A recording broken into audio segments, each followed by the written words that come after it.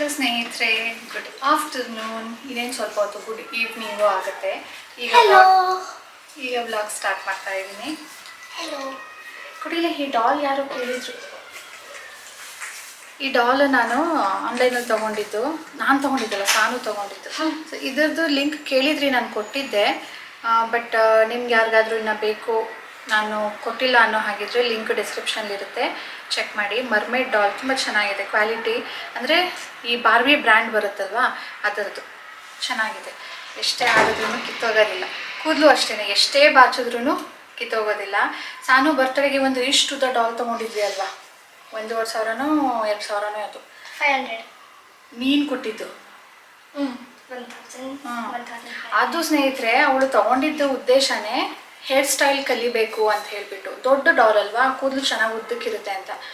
ಚೂರು ಚೆನ್ನಾಗಿಲ್ಲ, ಕೂದಲು ಫುಲ್ ಗಂಟಾಗಿ ಕೂತಿದೆ. ಇಷ್ಟು ಚೆನ್ನಾಗಿ ಇಲ್ಲವೇ ಇಲ್ಲ. ಇದು ಏನೇ ಮಾಡಿ ಚೆನ್ನಾಗಿರುತ್ತೆ. ಸೊ ಸಾನು ತೊಗೊಂಡಿದ್ದು ಬೇಕು ಅಂತ ಹೋಗಾಟ.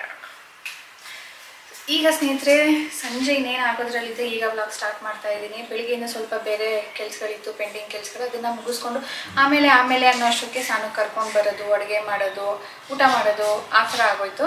ಅದಕ್ಕೆ ಈಗ ನಾನು ವ್ಲಾಗ್ ಸ್ಟಾರ್ಟ್ ಮಾಡ್ತಾ ಇದ್ದೀನಿ. ಬನ್ನಿ, ನಮ್ಮ ದಿನ ಹೇಗಿರುತ್ತೆ ನೋಡೋಣ.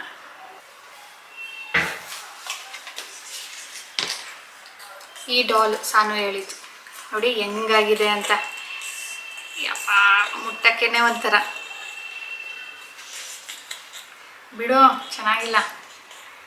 ಸೊ ಇಷ್ಟುದ್ದ ಡಾಲ್ಗೆ ಇಷ್ಟುದ್ದ ಕೂದಲಿದೆ, ಆದರೂ ಚೆನ್ನಾಗಿಲ್ಲ ಇದು. ಸಾನು ಆಟಾಡ್ತಾನೆ ಇಲ್ಲ. ಅವಳು ತೊಗೊಂಡಿದ್ದ ರೀಸನ್ನೇ ಅದು ಕೂದಲು ಸರಿ ಇಲ್ವಲ್ಲ ಅಂದ್ಬಿಟ್ಟು ಆಟಾಡ್ತಾನೆ ಇಲ್ಲ. ಶಾರ್ಟ್ ಸ್ಕರ್ಟ್ ಕೊಟ್ಟಿದ್ರು, ಕೂರ್ಸೋಕ್ಕಾಗಲ್ಲ ಅಂದ್ಬಿಟ್ಟು ಲಾಂಗ್ ಸ್ಕರ್ಟ್ ಕೂಡ ಹಾಕಿದ್ವಿ, ಆದರೂ ಆಟಾಡ್ತಾ ಇಲ್ಲ. ಅದೇ ಹೇರ್ ಸ್ಟೈಲ್ ಮಾಡೋದಕ್ಕೆ ಅಂತಾನೆ ತೊಗೊಂಡಿದ್ದು. ತೊಳಿ. She's a giant for this girl. ಹೌದು.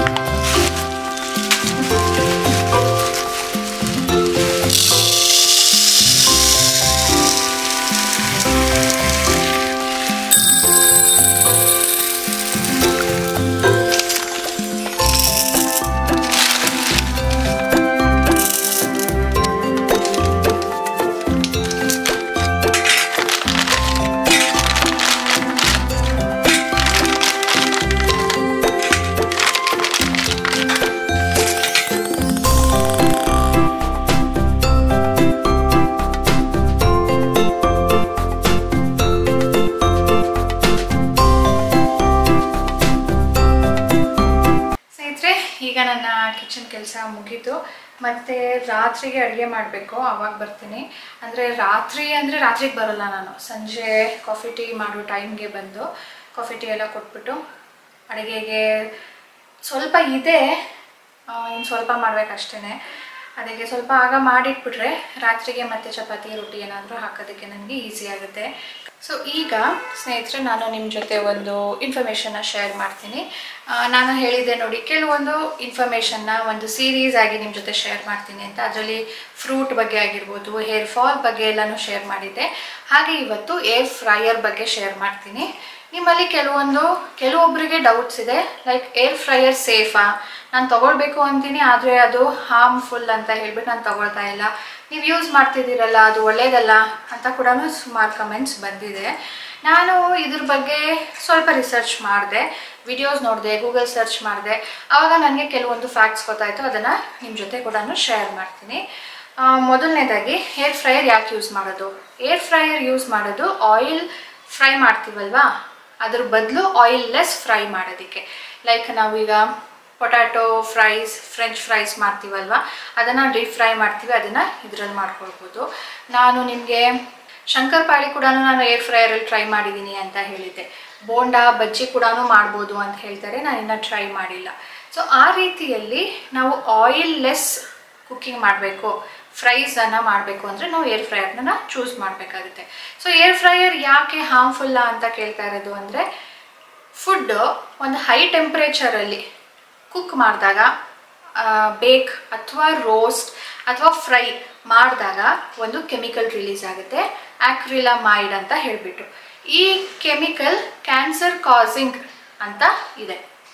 ಹಾಗಿದ್ರೆ ಏರ್ ಫ್ರೈಯರಲ್ಲಿ ನಾವು ಕುಕ್ ಮಾಡಿದಾಗ ಅಥವಾ ಫ್ರೈ ಮಾಡಿದಾಗ ಈ ಕೆಮಿಕಲ್ ರಿಲೀಸ್ ಆಗುತ್ತೆ, ಅದರಿಂದ ನಮಗೆ ಹಾರ್ಮ್ಫುಲ್ ಅಂತ ನಾವು ಹೇಳ್ಬೋದು.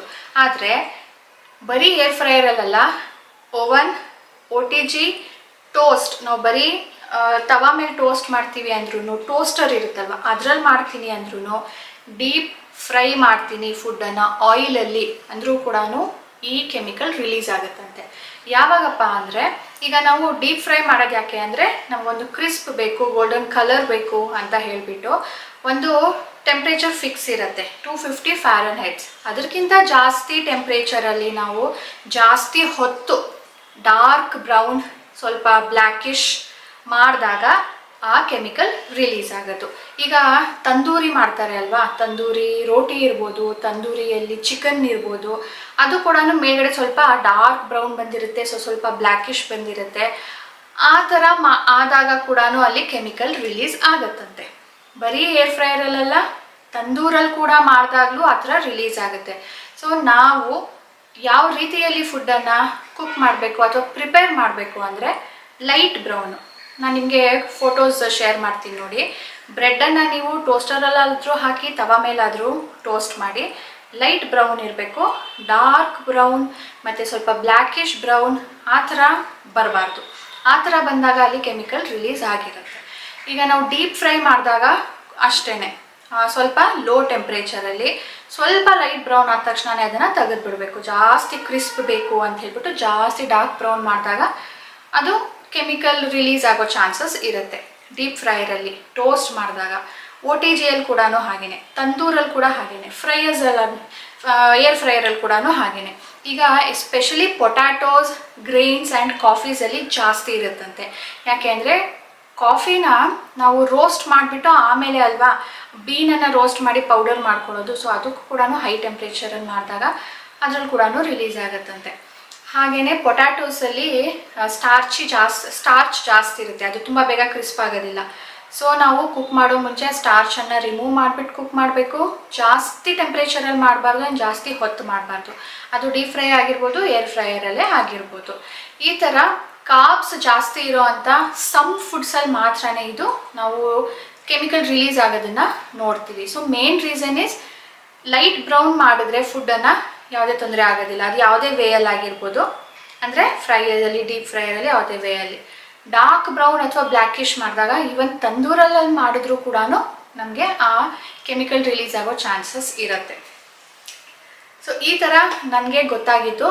ನಿಮಗೆ ಇದ್ರ ಬಗ್ಗೆ ಹೆಚ್ಚಿಗೆ ಗೊತ್ತಾಗಿದ್ರೆ, ಅಥವಾ ಈ ಥರ ಅಲ್ಲ ಆ ಥರ ಅಂತ ನೀವೇನಾದರೂ ಸಜೆಷನ್ ಕೊಡೋ ಹಾಗಿದ್ರೆ ಪ್ಲೀಸ್ ಕಮೆಂಟ್ ಮಾಡಿ ತಿಳಿಸಿ. ತುಂಬ ಜನಕ್ಕೆ ಇದ್ರ ಬಗ್ಗೆ ನಾಲೆಜ್ ಬರುತ್ತೆ. ಅವರು ಕೂಡ ಆಲೂಗೆಡ್ಡೆ, ಕ್ಯಾಪ್ಸಿಕಮ್, ಟೊಮ್ಯಾಟೊ, ಆನಿಯನ್ ಇಷ್ಟು ಹಾಕಿ ಪಲ್ಯ ಮಾಡ್ತಾ ಇದ್ದೆ.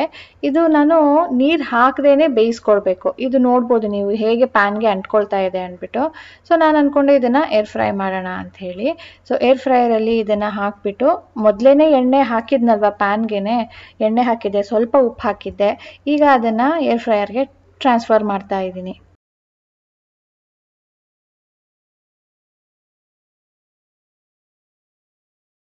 ಅಂದರೆ ಅದನ್ನು ನಾನು ಫ್ರೈ ಮಾಡೋದಕ್ಕೆ ಇಟ್ಟಿಲ್ಲ, ಬೇಯೋದಕ್ಕೆ ಇಟ್ಟಿರೋದು. ಇಲ್ಲಿ ಅಂಟ್ಕೊಳ್ತಾ ಇತ್ತಲ್ಲ ಅಂದ್ಬಿಟ್ಟು ಈಗ ಅದೇ ಪ್ಯಾನಲ್ಲಿ ನಾನು ಕ್ಯಾಪ್ಸಿಕಮ್ನ ಸ್ವಲ್ಪ ಸಾಟೆ ಮಾಡ್ಕೊಳ್ತಾ ಇದ್ದೀನಿ.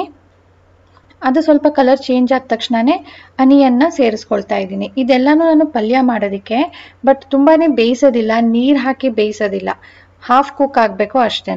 ನಾನು ಬರೀ 5 ನಿಮಿಷಕ್ಕೆ ಇಟ್ಟಿದ್ದೆ ಅಷ್ಟೇ.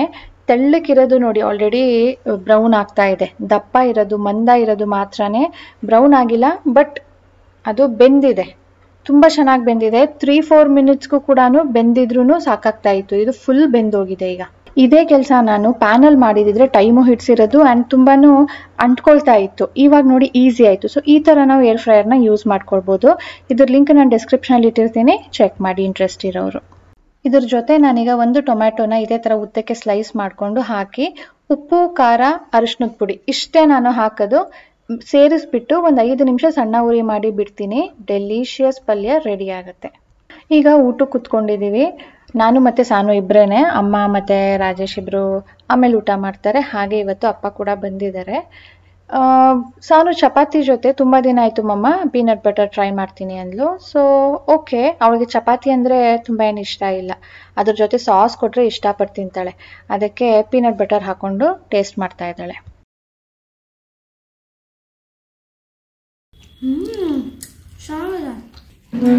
ಜಾಮು ಸಾಸ್ ಬದಲು ಇದನ್ನು ಹಾಕೊಂಡು ತಿನ್ಬೋದಾ? ನೆಕ್ಸ್ಟ್ ಟೈಮಿಂದ ನೀನು ಜುಂಕ ಮಾಡಿದ್ರೆ ಚಪಾತಿ ಮಾಡಿದರೆ ಇದು ಹಾಕೊಂಡ್ಬಿಡ್ತೀನಿ. ಬ್ಯಾಡ್ ಆಪ್ಷನ್. ನೋಡ್ರಿ, ಜುಂಕ ಇಷ್ಟ ಇಲ್ಲ ಅಂದ್ಬಿಟ್ಟು ಪೀನಟ್ ಹಾಕೊಂಡು ತಿಂತಾಳಂತೆ. ನೀವು ಕೂಡ ಟ್ರೈ ಮಾಡೋವಾಗಿದ್ರೆ, ನಿಮ್ಮ ಮಕ್ಕಳು ಕೊಡೋವಾಗಿದ್ರೆ in place of jam sauce try ಮಾಡಿ. ಗುಡ್ ಮಾರ್ನಿಂಗ್ ಸ್ನೇಹಿತರೆ. ನೆನ್ನೆ ವ್ಲಾಗನ್ನು ಇವತ್ತು ಕಂಟಿನ್ಯೂ ಮಾಡ್ತಾ ಇದ್ದೀನಿ. ಇವತ್ತು ಅಮ್ಮ ಹೊರಡ್ತಾ ಇದ್ದಾರೆ. ಅದಕ್ಕೆ ರಾಜೇಶ್ ಯಾವ್ಯಾವ ಮಾತ್ರೆ ಯಾವಾಗ ತಗೋಬೇಕು ಅಂತ ಅವ್ರಿಗೆ ಡೀಟೇಲ್ ಆಗಿ ತಿಳಿಸ್ಕೊಡ್ತಾ ಇದ್ದಾರೆ. 7 ದಿನ ಹಾಕ್ಬೇಕಷ್ಟೇ, 2 ಗಂಟೆಗೆ. ಇನ್ನಾದ್ಮೇಲೆ 4 ಗಂಟೆ 4 ಟೈಮ್ ಇದಕ್ಕೆ 4 ಟೈಮ್ ಆಗಬೇಕು. ಹೌದು. ಸೊ 2 ಗಂಟೆ ಟೈಮ್ ಬಿಟ್ಟು ಹಾಕಿದೆ. ಓಕೆ, ಇನ್ನೆಲ್ಲ ಬರ್ದಿದ್ದೀನಿ ನೋಡಿ ಕರೆಕ್ಟ್ ಆಗಿ ಇಲ್ಲಿ ತಗೊಂಡಿದ್ದೀನಿ. ಈಗ ಹೊಸದಾಗಿ ಬರ್ದಿರೋದು ಇದು ಗೊತ್ತಾಗತ್ತಲ್ಲ. ಇದು 21ನೇ ತಾರೀಕಿಂದ 27ನೇ ತಾರೀಕು ತನಕ ಬರೀ 2 ಟೈಮು. ಆಮೇಲೆ 28ನೇ ತಾರೀಕಿಂದ 3ನೇ ತಾರೀಕುವರೆಗೆ ಬರೀ ರಾತ್ರಿ ಇರೋದಿಲ್ಲ. ರಾತ್ರಿ ಮಾತ್ರ PM ಅಂತ ಹಾಕಿದ್ದೀನಿ ನೋಡಿ ಇಲ್ಲಿ, ರಾತ್ರಿ ಮಾತ್ರ. ಅಮ್ಮ ಈಗ ಹೊರಡೋದಕ್ಕೆ ರೆಡಿ ಆಗಿದ್ದಾರೆ. ಇನ್ನು ಹೆಂಗಿತ್ತಮ್ಮ 2ನೇ ಆಪರೇಷನ್? ಇಲ್ಲ, ಚೆನ್ನಾಗಿ ಮಾಡಿದ್ದಾರೆ, ಆರೋಗ್ಯವಾಗಿ ಚೆನ್ನಾಗಿ. ಮೈಸೂರಿಗೆ ಹೊರಡ್ತಾ ಇದ್ದೀವಿ. ಮತ್ತೆ ಈ ಫಸ್ಟ್ ಟೈಮ್ ಮಾಡಿದ್ದು ಇನ್ಫೆಕ್ಷನ್ ಆಗಿತ್ತಲ್ಲ, ಅದು ಸರಿ ಹೋಯ್ತು? ಅದು ಸರಿ ಹೋಯ್ತು. ಅದು ಆಯಿಂಟ್ಮೆಂಟ್ ಡ್ರಾಪ್ಸ್ ಎಲ್ಲ ಕೊಟ್ಟಿದ್ರಲ್ಲ, ಅದು ಏನು ತೊಂದರೆ ಇಲ್ಲ, ಎಲ್ಲ ವಾಸಿಯಾಗಿದೆ. 2 ಕಣ್ಣು ವಾಸಿ ಮಾಡಿಕೊಂಡು ಮೈಸೂರಿಗೆ ಹೊರಡ್ತಾ ಇದ್ದೀನಿ. ನೆಕ್ಸ್ಟ್ ತೋರ್ಸೋಕ್ಕಿನ್ನ ಬರಬೇಕು, ಕನ್ನಡಕ ಬರ್ಕೊಳಕ್ಕೆ. ಈ ಸಾರಿ 1 ತಿಂಗಳಿಗಿಲ್ಲ, ಬೇಗನೆ ಕರೆದವ್ರೆ. 3ನೇ ತಾರೀಕೆ ಕರೆದವ್ರೆ. ಅದನ್ನೇ ಬೇಗನೆ ಕರೆದ್ಬಿಟ್ಟಿದ್ದಾರೆ. ಹೋದ್ಸರಿ 1 ತಿಂಗಳಿಗೆ ಬನ್ನಿ ಅಂತ ಹೇಳಿದ್ರು. ಎಷ್ಟು ದಿನ ಆಗುತ್ತೆ? ಏನ್ 3 ವೀಕ್ಸ್ ಆಗ್ಬೋದೇನೋ. ಏನೋ ಕನ್ನಡಕ ಮತ್ತು ಕೊಡೋದಕ್ಕೆ ಮಾತ್ರ, ಕನ್ನಡಕ ನಂಬರ್ ಬರ್ಕೊಡಕ್ಕೆ, ಟೆಸ್ಟ್ ಮಾಡಿ ಬರ್ಕೊಡಕ್ಕೆ ನಂಬರ್ ಎಲ್ಲಾದ್ರೂ ತಗೊಂಡಿದ್ದೀನಿ. ಒಟ್ನಲ್ಲಿ 2 ಕಣ್ಣು ಚೆನ್ನಾಗಿ ವಿಷಯ ಮಾಡಿದ್ದಾರೆ, ಏನು ತೊಂದರೆ ಇಲ್ಲ. ಈಗ ಅದು ತೆಗೆದ್ಬಿಟ್ಟು ನೋಡು ಹೆಂಗ್ ಕಾಣುತ್ತೆ, ಹೆಂಗ್ ಕಾಣುತ್ತೆ. ಚೆನ್ನಾಗಿ ಇದು ಹಾಕೊಂಡ್ರೆ ಸ್ವಲ್ಪ ಮಂಜು, ಪವರ್ ಏನಿಲ್ವಲ್ಲ, ಸುಮ್ಮನೆ ಸೇಫ್ಟಿಗೆ ಇದು. ಇನ್ನು ಚೆನ್ನಾಗಿ ಕಾಣ್ತಾ ಇದೆ. ಪೇಪರ್ ಇಂದ ನೋಡಿಲ್ಲ, ಪೇಪರ್ ಅಲ್ಲಿ ಯಾವ ರೀತಿ ಅಕ್ಷರ ಕಾಣುತ್ತೆ ಅಂತ ನೋಡಿಲ್ಲ. ಅಂದ್ರೆ ಮಾಮೂಲಿಗಿಂತ ಮೊದ್ಲಿಗಿಂತ ಚೆನ್ನಾಗಿ ಕಾಣ್ತಾ ಇದೆ. ಅವ್ರು ಪವರ್ ಗ್ಲಾಸ್ ಹಾಕಿದ್ಮೇಲೆ ಇನ್ನೂ ಚೆನ್ನಾಗಿ ಕಾಣ್ಬೋದು. ಅಂದ್ರೆ ದೂರದ್ದೆಲ್ಲ ನೀಟಾಗಿ ಕಾಣುತ್ತೆ, ಹತ್ರದಕ್ಕೆ ನಿಂಗೆ ಈಗ ಕನ್ನಡಕ ಕೊಡೋದು. ಕರೆಕ್ಟ್, ಹೌದು. ಹತ್ರದ್ದು ಅಕ್ಷರಗಳು ಹಾಕಿದ್ದು ಸೊಪ್ಪು ಗಿಪ್ಪು ಕ್ಲೀನ್ ಮಾಡ್ಬೇಕಾದ್ರೆ ಅದಕ್ಕೆ ಕೊಡ್ಬೋದು. ದೂರದೆಲ್ಲ ಚೆನ್ನಾಗಿ ಕಾಣ್ತಾ ಇದೆ. ಮೊದ್ಲು ದೂರದ್ದು ಕಾಣ್ತಿರ್ಲಿಲ್ಲ, ಮಂಕು ಅಲ್ಲಿ ಬಸ್ ಬರ್ತಾ ಇದ್ರೆ ಇಲ್ಲಿ ಸುಮ್ಮನೆ ಹೋಗುವೆ, ಗಾಡಿಗಳು ಬರ್ತಾ ಇದ್ರೆ ತುಂಬಾ ಎಲ್ಲೋ ಬರ್ತಾ ಇದೆ ಅನ್ನಂಗಿತ್ತು. ಹತ್ರ ಬಂದ್ರು ಆತರಾನೇ ತುಂಬಾ ದಿನ ಆಯ್ತು. ನಾನು ಏನೋ ಪವರ್ ಗ್ಲಾಸ್ ಏನೋ ಕಡಿಮೆ ಆಗಿದೆ ಪವರ್ ಅಂತಿದ್ದೆ. ಆಮೇಲೆ ಹಾಸ್ಪಿಟಲ್ ತೋರಿಸಿದ್ಮೇಲೆ ಪರೇ ಜಾಸ್ತಿ ಆಗ್ಬಿಟ್ಟಿದೆ, ಬೇಗ ಮಾಡಿಸ್ಕೊಳ್ಳಿ ಅಂತ ಹೇಳಿದಕ್ಕೆ ನಾವು ಈಗ ಇದು ಕನ್ನಡಕ ನೀನು ಟ್ರಾವೆಲ್ ಮಾಡ್ಬೇಕಾದ್ರೆ ಹಾಕೊಂಡೇ ಇರ್ಬೇಕು. ಹಾಕೊಂಡೇ ಇರ್ಬೇಕು, ಸ್ವಲ್ಪನೂ ಹೋಗಿಸ್ಬೇಡ. ಧೂಳು ಗೀಳು ಹೋಗ್ದಂಗೆ ಹಾಕೊಂಡೇ ಇರ್ಬೇಕು. ಉಜ್ಬೇಡ, ಧೂಳು ಹೋಗಿಸ್ಬೇಡ. ನೋಡಿ ಈಗ ಸ್ವಲ್ಪ ಮಂಕಾಯ್ತು. ಈಗ ಈಗ ತೆಗೆದ್ರೆ ಸ್ವಲ್ಪ ಇನ್ನೂ ಕ್ಲಿಯರ್ ಆಗಿ ಇಲ್ಲಿ ತೆಗಿಯಲ್ಲಪ್ಪ. ಇನ್ನೊಂದ್ಸಲಿ ಬೆಂಗಳೂರಿಗೆ ಬರೋವರೆಗೂ ತೆಗಿಯಲ್ಲ. ಅಂದ್ರೆ ಮನೆ ಒಳಗಡೆ ಹಾಕೋಬಹುದು, ಸುಮ್ನೆ ಕೂತಿರ್ತೀಯ ಅಲ್ವಾ, ಅವಾಗ ಹಾಕೋಬಹುದು. ಅಡ್ಗೆ ಮಾಡ್ಬೇಕಾದ್ರೆ, ಏನಾದ್ರು ಕೆಲಸ ಮಾಡ್ಬೇಕಾದ್ರೆ, ಹೊರಗಡೆ ಹೋಗ್ಬೇಕಾದ್ರೆ ಕಣ್ಣಿಗೇನು ತಗಲ್ಬಾರ್ದು ಅಂತ ಹಾಕೋದು. ಅಡ್ಗೆ ಮನೆಗೆ ಹೋದ್ರು ಹಾಕೊಳ್ಳೇಬೇಕು. ಖಾರದ ಪುಡಿ ತಗೊಂಡಾಗ ಘಾಟ್ ಆಯ್ತದೆ, ಒಗ್ಗರಣೆ ಹಾಕ್ದಾಗ ಎಣ್ಣೆ ನನ್ನ ಜೊತೆಲಿ ಇರ್ಲಿ ಸೇಫ್ಟಿಯಾಗಿ. ಸಾನು ಹೊರಗಡೆ ತಿಂತಾ ಇದ್ಲು, ಬಾ ಅಂತ ಕರೆಸ್ಕೊಂಡ್ರು. ಮೊಮ್ಮಗಳ ಜೊತೆಯಲ್ಲಿ ಹೇಳಿ ಅಂತ. ಎಲ್ಲ ಕಣ್ಣದೆಲ್ಲ ಆಪರೇಷನ್ ಎಲ್ಲ ಆಗಿ ಎಲ್ಲ ಚೆನ್ನಾಗಾಯ್ತು. ಸಕ್ಸಸ್. ಅಮ್ಮ ನಂಗೆ ಮಲಗಿಸ್ತಾ ಇದ್ದಾರೆ. ಮಾಸಿಯಾಗಿ ಮೈಸೂರಿಗೆ ಹೊರಡ್ತಾ ಇದ್ದೀನಿ. ಬಾಯ್. ನೋಡಿ ಹೇಳಿದ್ರು ಬಾಯ್ ಬಾಯ್. ಏನೋ ತಗೋ, ಬಲ್ದ ಕೈಲಿ ಇಸ್ಕೋ. ನೋಡ್ರಪ್ಪ, ಏನಾದ್ರೂ ತಗೋಬಹುದು. ಬರ್ತ್ಡೇಗೆ ಮುಂಚೆನೆ ಅಡ್ವಾನ್ಸ್. ನನ್ನ ಬರ್ತ್ಡೇಗೆ ಯಾವಾಗ್ಲೂ ಆದ್ಮೇಲೆ ಕೊಡ್ತಾರೆ. ನಾವಿಲ್ಲಿ ಬಂದ್ರೆ ಕೊಟ್ಬಿಡ್ತೀವಿ, ಇಲ್ಲ ಅಂದ್ರೆ ಇಲ್ಲ. ಬರ್ತ್ಡೇಗೆ ಏನಾದ್ರು ತಗೊಳ್ಳಿ. ಏನದು, ಚೆನ್ನಾಗಿ ಓದಿ ವಿದ್ಯಾವಂತಳಾಗು, ಆಶೀರ್ವಾದ, ಆರೋಗ್ಯವಾಗಿ ಚೆನ್ನಾಗಿರು. ಓದು ಅಂತ ಹೇಳು, ಬುಕ್ಕೆ ಹಿಡಿತಾ ಇಲ್ಲ. ಚೆನ್ನಾಗಿ ಓದು, ವಿದ್ಯಾವಂತೆ ಆಗು, ಆರೋಗ್ಯವಾಗಿರು. ಆಯ್ತು, ನೀವು ನಿನ್ಗೆ ಹಬ್ಬದ್ದು ಕೊಟ್ಬಿಡ್ತೀನಿ. ಹಬ್ಬಕ್ಕೆ ಬರ್ತೀಯಲ್ಲ, ಹೋಗಮ್ಮ. ನೀನೇನಾದ್ರೂ ತಗೊಳಂಗಿದ್ರೆ ನಿನ್ಗೆ. ನೀನ್ ಕೊಟ್ಟಿದ್ದ ದುಡ್ಡಲ್ಲಿ ಪೂಜೆ ಐಟಮ್ ತಗೋಬೇಕಂತೆ ನಾನು. ಸ್ವಲ್ಪ ಪೂಜೆದು ತಗೋಬೇಕು. ಹೌದು ನೋಡ್ರಿ, ನಮ್ಮ ಅಮ್ಮ ಇವತ್ತು ಕ್ಯಾಶಿಯರ್ ಆಗ್ಬಿಟ್ಟವ್ರೆ, ದುಡ್ಡು ಹಂಚ್ತವ್ರೆ. ಓಹೋ ನೋಡ್ರಿ, ನನ್ಗೆ ಆಶ್ಚರ್ಯ. ಸಂಕ್ರಾಂತಿ ಹಬ್ಬದ್ದು ಶುಭಾಶಯಗಳು, ಒಳ್ಳೇದಾಗ್ಲಿ. Thank you. 100 ವರ್ಷ ಸುಮಂಗಲಿಯಾಗಿ ಚೆನ್ನಾಗಿರು. ಧನ್ಯವಾದಗಳು. ಸ್ನೇಹಿತರೆ, ಇವತ್ತಿನ ವ್ಲಾಗ್ ಇದರೊಂದಿಗೆ ಎಂಡ್ ಮಾಡ್ತೀನಿ. ಪ್ಲೀಸ್ ನಿಮ್ಗೆ ಇವತ್ತಿನ ವ್ಲಾಗ್ ಇಷ್ಟ ಆಗಿದ್ರೆ ಲೈಕ್ ಬಟನ್ನ ಕ್ಲಿಕ್ ಮಾಡಿ, ಶೇರ್ ಮಾಡಿ. ಆ್ಯಂಡ್ ವಿದೌಟ್ ಸಬ್ಸ್ಕ್ರೈಬಿಂಗ್ ನೋಡ್ತಾ ಇದ್ರೆ ಪ್ಲೀಸ್ ಸಬ್ಸ್ಕ್ರೈಬ್ ಮಾಡ್ಕೊಳ್ಳಿ. ನಿಮ್ಮಲ್ಲಿ ಹೇಳ್ತಾ ಇರ್ತೀರಾ ನಮಗೆ ನೋಟಿಫಿಕೇಷನ್ ಬರ್ತಾ ಇಲ್ಲ ನಿಮ್ಮ ವಿಡಿಯೋದು ಅಂತ. ಅದು ಯಾವಾಗ ಬರೋದು ಅಂದರೆ, ನೀವು ವಿಡಿಯೋ ನೋಡಿಬಿಟ್ಟು ಲೈಕ್ ಮಾಡದೆ ಬಿಟ್ಬಿಟ್ರೆ ನಿಮಗೆ ಅದು ರೆಕಮೆಂಡೇಷನ್ ಬರೋದಿಲ್ಲ. ಸೊ ಪ್ಲೀಸ್ ಲೈಕ್ ಮಾಡಿ, ಆಗ ನಿಮಗೆ ನೋಟಿಫಿಕೇಷನ್ ಬರುತ್ತೆ, ರೆಕಮೆಂಡೇಷನ್ ಕೂಡ ಬರುತ್ತೆ. ಸಿಗೋಣ ಮುಂದಿನ ವ್ಲಾಗ್ನೊಂದಿಗೆ. ಬೈ ಬೈ ಸ್ನೇಹಿತರೆ.